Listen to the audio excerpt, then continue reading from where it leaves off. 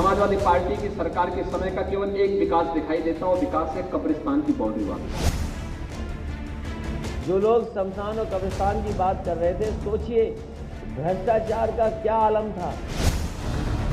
अब नून रोटी नहीं खाएंगे, दरी नहीं बिछाएंगे और पतंग को जिताएंगे। उठो और अपने हक को छीनो। जो उन्होंने रास्ता चुना और उन्होंने गलत रास्ता चुना। मैं कुछ जवन्नी हूँ जो ऐसे करके मैं पलट जाऊंगा। अरे उनका न्योता कौन स्वीकार कर रहा है? हालात कैसे उनके, सोचो न्योता देना पड़ रहा है।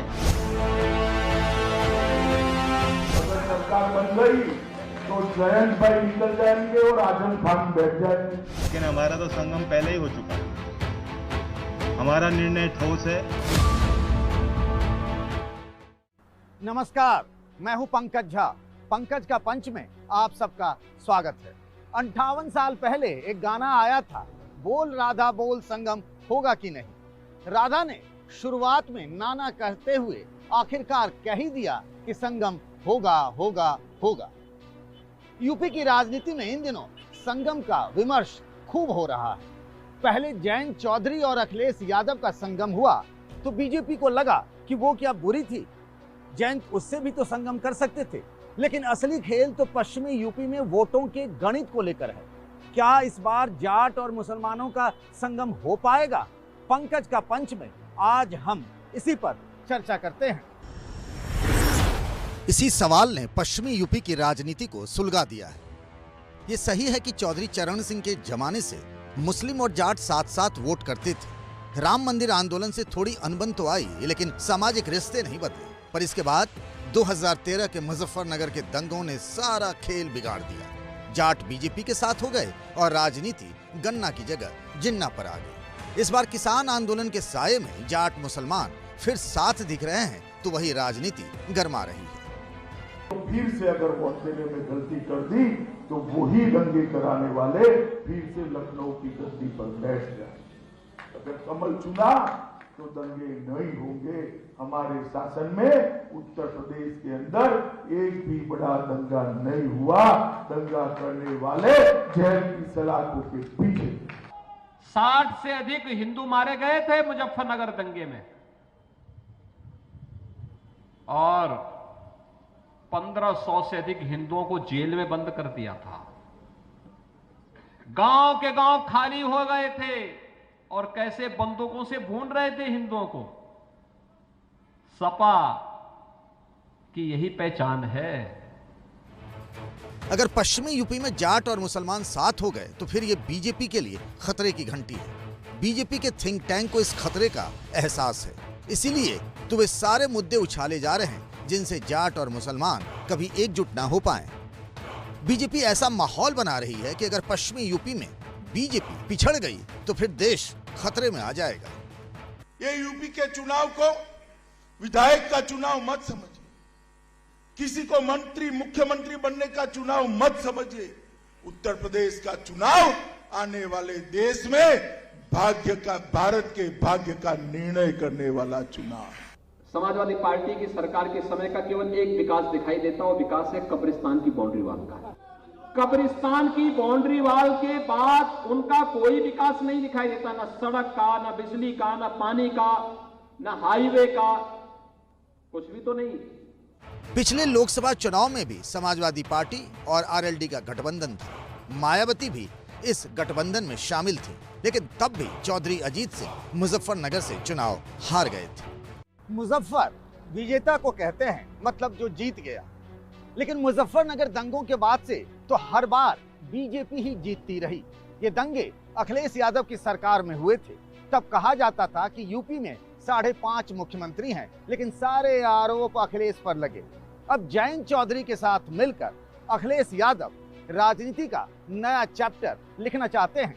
चुनाव से पहले बहुत सारे लोग जाते और आते हैं जिन पर व्यापक समर्थन था, जिनके पास व्यापक जन समर्थन, जनता खड़ी थी साथ। वो देखिए समाजवादियों के साथ आए कि नहीं आए, अभी तक उसकी भरपाई भारतीय जनता पार्टी नहीं कर पाई। हमें मुकाबला झूठ से करना है, अफवाह फैलाने वाले लोगों से करना है, नफरत फैलाने वाले लोगों से करना है। जिन्ना की बात, औरंगजेब की बात, इन बातों से उत्तर प्रदेश की जनता से का कोई लेना देना नहीं। हम नौकरी और विकास की भाषा बोलने वाले लोग हैं। पश्चिमी यूपी को लेकर बीजेपी और समाजवादी पार्टी में ठनी हुई है।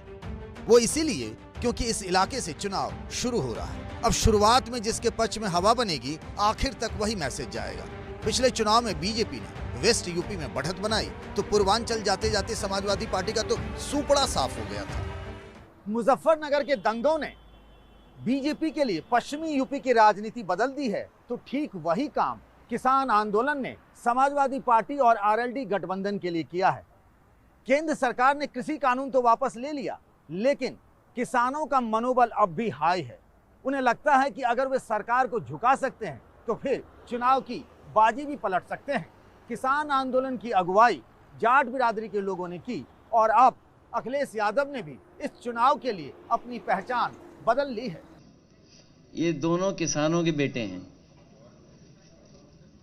किसानों के हक के लिए आखिरी वक्त तक लड़ेंगे और इसीलिए मैं जेब में एक पोटली लेके चलता हूं, लाल टोपी और लाल पोटली। प्रेस कॉन्फ्रेंस के बहाने ही अखिलेश यादव और जयंत चौधरी ने उसी मुजफ्फरनगर से प्रचार शुरू किया है, जहां से इस बार समाजवादी पार्टी और आरएलडी ने कोई मुस्लिम उम्मीदवार नहीं दिया है, जबकि इस इलाके में मुसलमानों की ठीक ठाक आबादी है। चुनाव हिंदू और मुसलमान का ना हो पाए, इसीलिए गठबंधन ने ये फार्मूला आजमाया है। एक बड़ी पुरानी कहावत है, एक जाट जाट, दो जाट मौज, तीन जाट बटालियन, चार जाट फौज।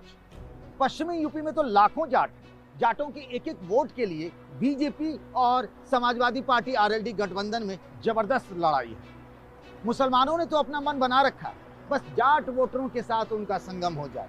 यही फार्मूला है अखिलेश और जयंत चौधरी का। पहले दौर में जिन 58 सीटों पर मतदान हो रहा है, उसमें समाजवादी पार्टी और आरएलडी गठबंधन ने 12 तो बीजेपी ने भी 12 जाटों को टिकट दिया है। 6 विधानसभा सीटों पर तो बीजेपी और गठबंधन के जाट उम्मीदवार आमने सामने हैं। ये सीटें हैं शामली, बुढ़ाना, छपरौली, बड़ौत, माठ और फतेहपुर सीकरी। पश्चिमी यूपी के बड़े मुस्लिम चेहरों इमरान मसूद और कादिर राणा को टिकट न देकर समाजवादी पार्टी ने सांप्रदायिक ध्रुवीकरण रोकने की कोशिश की है। बीजेपी के साथ साथ यहाँ खतरा असदुद्दीन ओवैसी का भी है। अब नून रोटी नहीं खाएंगे, दरी नहीं बिछाएंगे, पतंग को जिताएंगे। और याद रखो, आप अपने वोट से आप अपनी पार्टी को कामयाब और कामरान करिए। पश्चिमी यूपी में जाट और मुसलमान के अलावा एक और बड़ा फैक्टर है एससी वोटरों का। इस इलाके में दलित वोटर करीब 25% हैं, मुसलमान 27% और जाट 17%। दलित अब तक मायावती के साथ रहे हैं। बीएसपी ने पश्चिमी यूपी में 12 मुस्लिम उम्मीदवार भी उतारे हैं। जाट कभी उनके साथ नहीं रहे, लेकिन मुसलमान और दलित उनके लिए वोट करते रहे हैं।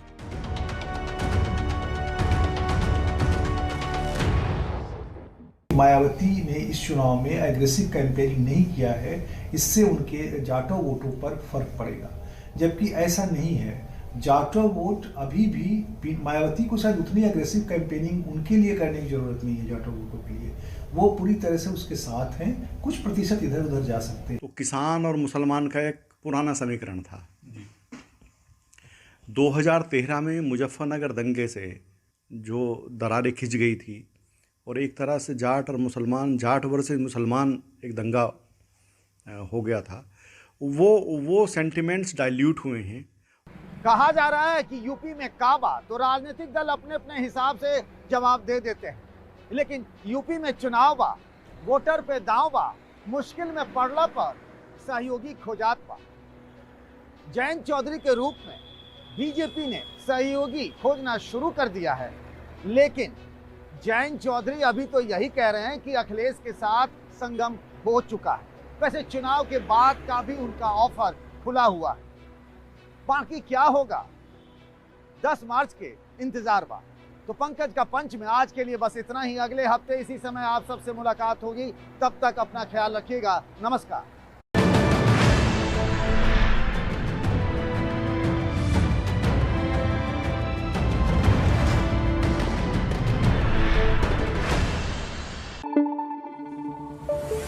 Thank you. एबीपी न्यूज आपको रखे आगे।